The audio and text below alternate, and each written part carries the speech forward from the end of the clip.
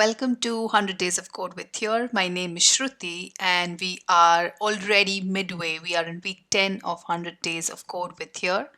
And well, for those who have been following us through 100 Days of Code and who have completed their journey so far, you should definitely congratulate yourself. And we've come a long way through learning to render a basic map, work geocoding in search, and now we're into routing. So, congratulations to all of you who've been following us. For those who haven't been following us, you can go to our Twitter handle at YourDev and check out the 100 Days of Code challenge. We have been putting up a task every day since the 1st of April, and we posted solutions, a mini solution video on Twitter. We do solution blog posts on our blog channel, developer.here.com/blog. And we also post solution videos on YouTube on our channel right here. We also have the whole repository of all the past days of code on the GitHub repository, which is linked in the description. So without further delays, let's begin with day 46 of 100 Days of Code. So with day 41, or rather from until day 45, you were still looking at routing API version 8. And with day 46, we're going to continue with routing version 8. And today we are going to look at adding a waypoint in your route. So a waypoint is nothing but a point that you want to route through, a via point, right? So let's say this is my origin, this is my destination, and I want to pick up my groceries while going home, or I want to do something else while going to my destination. So I'm not changing my destination, but I want a stopover. This is where you add a waypoint. And to add a waypoint, again, go to the documentation page. In the API reference swagger, you'll find that you have your basic parameters, origin, destination, and then you have a parameter called via. Now, the format of the via parameter is the same as the origin and the destination, in that you need the latitude and longitude, and then it has a few more options which we will discuss later. But for now, we just need the parameter via. And so I will put it in between my origin and destination. And then let's select a point. So my route already goes through these points, and maybe I want to stop right here. So I'm going to copy this latitude and longitude.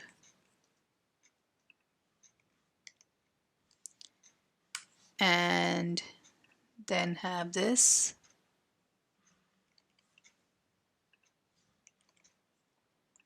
So now if I click save, I should have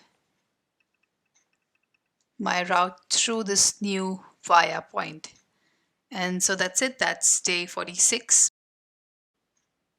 Today, if you want to travel from an origin to a destination in your car, it's pretty simple. You get in there, you either enter the destination in your in-car navigation or even on your phone, and then your phone guides you, or the system guides you to the destination by shouting out instructions like turn right, turn left, go straight, etc. Right? But imagine a time before this, and this was not very long ago. So, not very long ago, we had to actually either memorize sort of the road beforehand, or someone had to actually sit next to the driver and yell out the instructions while they were driving. Or worse, the driver had to juggle reading a map and driving, which is definitely not the case we want. So we have come a long way from there. And today we have the systems using the navigation feature and the text-to-speech commands which shout out the navigation instructions to the driver. And if you want to know, there was a time in between this where you could print out the driving instructions instead of carrying a paper map. So if you want to know more about that, go to the blog for the solutions from day 46 to 50.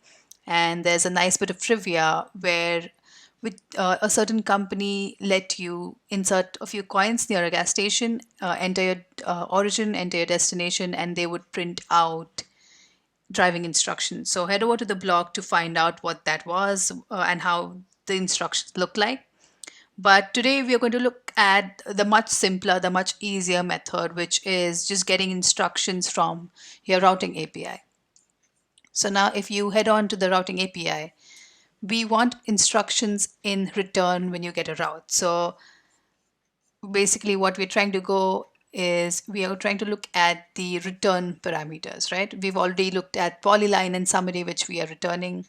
Uh, as you can see, you get the nice summary, which is the route is 11 kilometers long and it takes 40 minutes to reach there. But now the return parameter has many more features that you can add. So one of them is instructions and actions. And if you look at instructions are basically the text form of actions. So actions will be turn left, turn right, and then instructions will be a written form of it. So what you want is you want to add both actions, yeah, and instructions. So, right, and when you see this in your result section within this object, you have actions, and the actions are basically depart, duration, but the instruction is the more sentence form of it, the more spoken form of it. And this is what you would use with a text to speech application, and then you would shout out these instructions onto your system. So let's just make it look good. Let's just add, yeah, let's just add these to the panel. So what I have here is we were in section. So every section in that we want actions. And in that you have a bunch of instructions per action, right? You have 10 actions and then there is instructions within them. So what you want is for every action,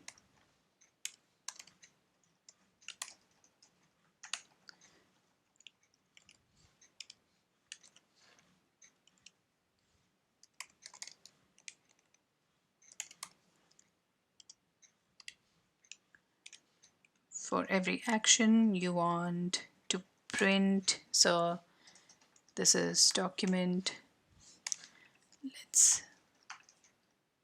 Let's just copy this. So you want document dot get element by ID panel, and then you want to print out the instructions. So you have action dot instruction,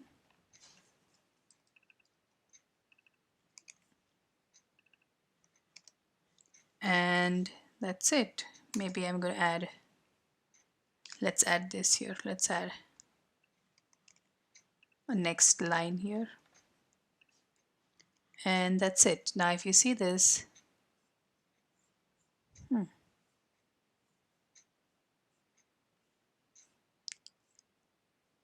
are we not in a section?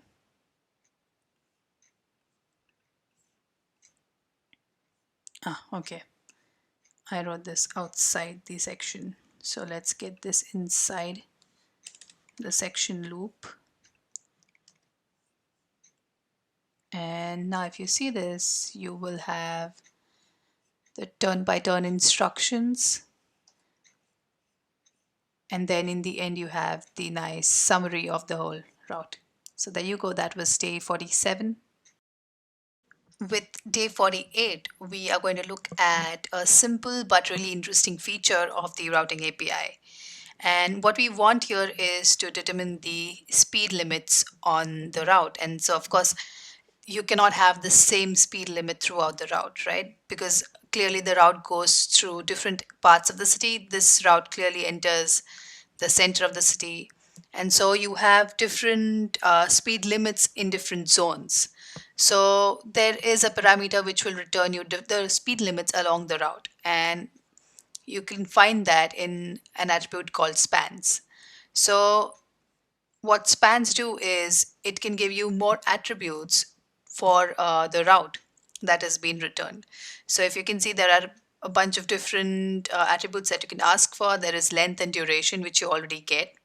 And then you can add more like truck attributes, walking attributes, names, and speed information, consumption information. So for this particular day, we are going to use speed limit. So just add this to your parameters, and you have speed limit. And now if you see the return object, you will see you have the usual, the actions, instruction,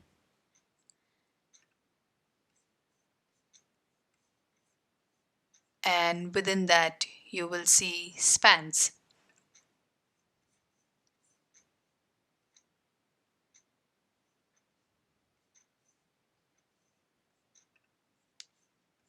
So if you see this, you will get the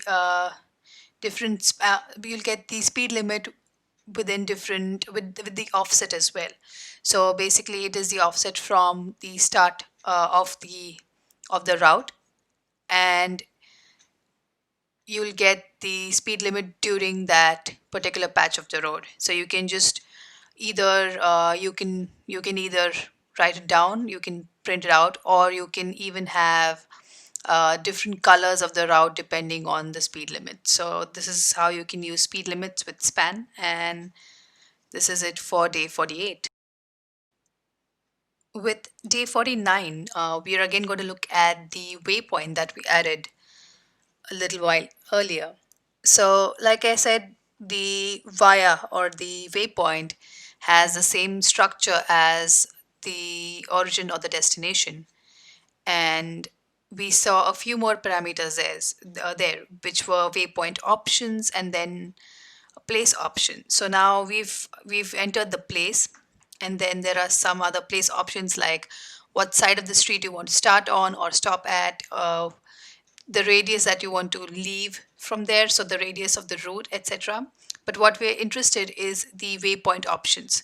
Now, as I said, I could either want to like drive through this waypoint or stop over, right? And so what I want to do is, if I was a truck driver making a certain kind of delivery, right? Getting your packages to your houses. And then maybe I want to take a break and have a little snack, or I have some sort of an errand in a waypoint, but this is not my destination. Now, with the routing API, you also get the total duration. We just saw it in the summary. We got the total duration for this route.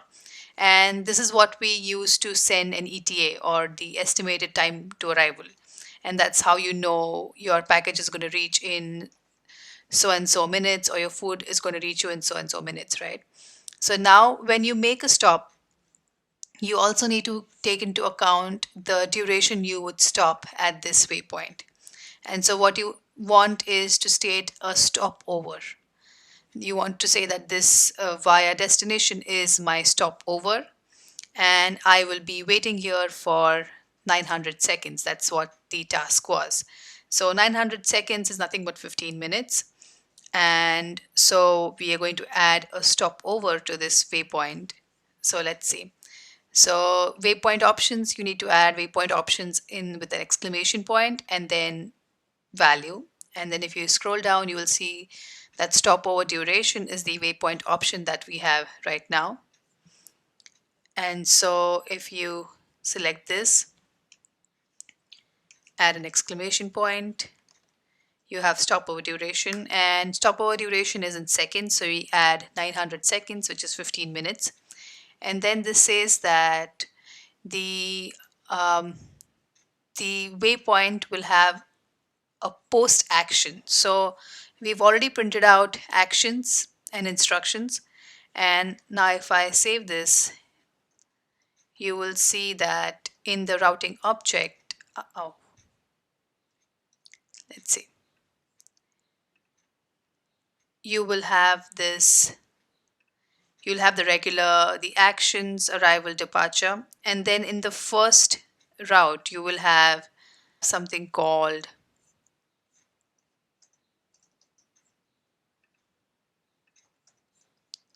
post action. Yeah. So the post action is something called wait and then the duration of it. So that's it. And if you want, you can print it out as well, or you can just like sort of use it in adding the whole time for your route or presenting the ETA. So that's it for day 49.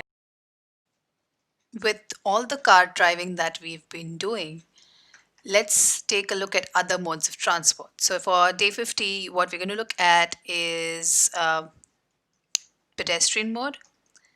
And but what we're really interested in is, or rather what I was really interested in showing is another way you can draw a route. So we've been drawing a route with like the basic a different color of the route. And so this time we want to look at two things. One is having getting a pedestrian route, and then also drawing the route with a dashed line.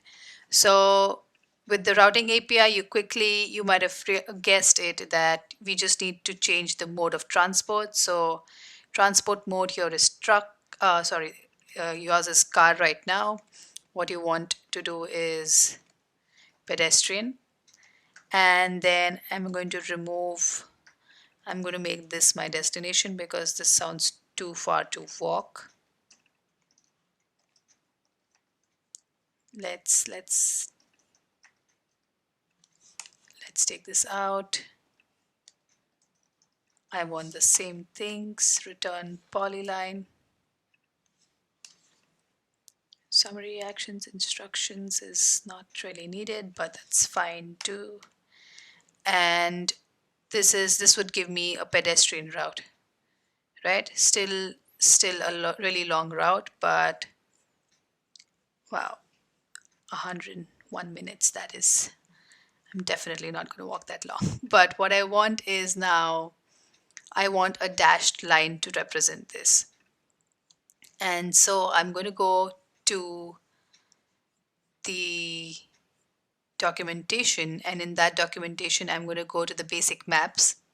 And so the polyline is an object of the map. So I'm going to go back to my vector tiles. In that, if you go to the API reference, you remember that you had the edge.map, and then the polyline is also a part of also a map object.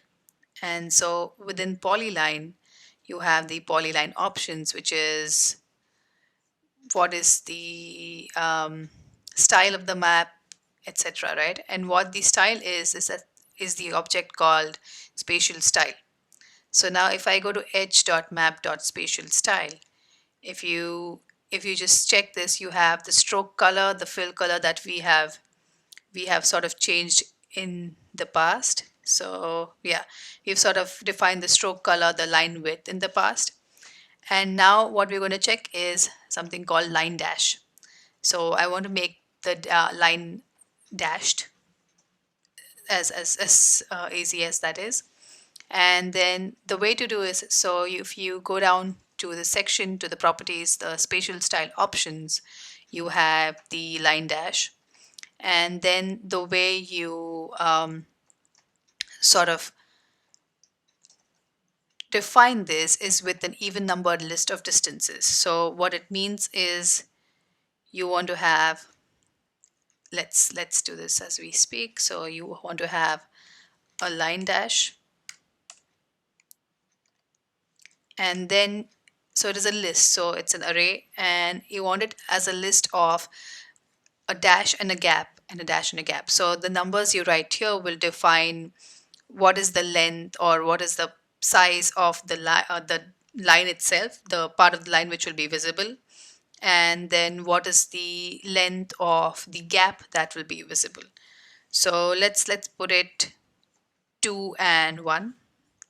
So I'm going to put 2 comma 1, which is I want the line to be 2 pixels long, and then I want the gap to be 1. So This looks dashed, but not so much. Let's flip it. Let's keep the gap longer, and there you go. So you have a nice dashed line, and then you can check out more options to sort of display the line. You can also add arrows, etc. So that was day 50, and yay, we are halfway through. We are done with 50 days out of 100 days of code. That's an achievement. So if you had problems following any of those, you still have these videos for you to sort of go back and see how it's done. You also have blog posts that we have written on our blog page. The links are in the description. You also have the GitHub repository of all the days that have already been finished. So you can check that out, and keep following us on Twitter at @yourdev to get more tasks for 100 days of code, and keep coding.